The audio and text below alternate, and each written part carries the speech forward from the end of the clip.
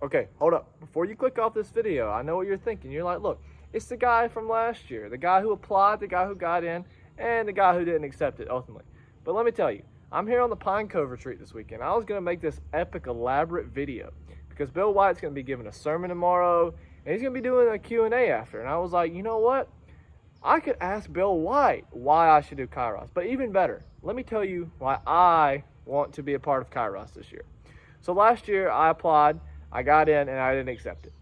But I felt in myself that I was not 100% for it. I had a fear of man problem. I was scared and had a sense of displacement if I didn't accept it or didn't do what Daniel and Taylor had wanted me to because I was a new guy, and I felt like this was something they wanted more than I wanted.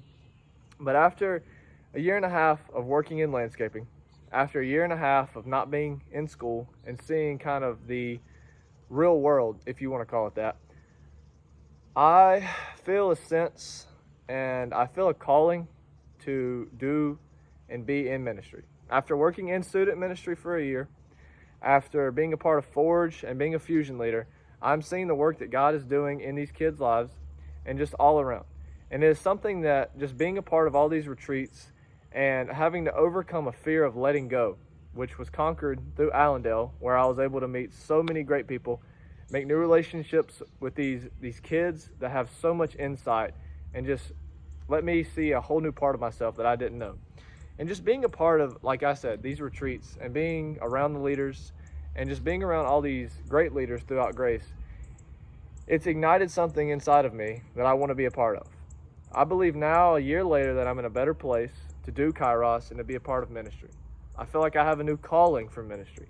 This spark is igniting me and moving me closer towards working in ministry and moving necessarily not away from landscaping, but I feel like I have a better calling to do ministry. And I ask that you, when you view this video, you don't view what was a year ago. You view me now.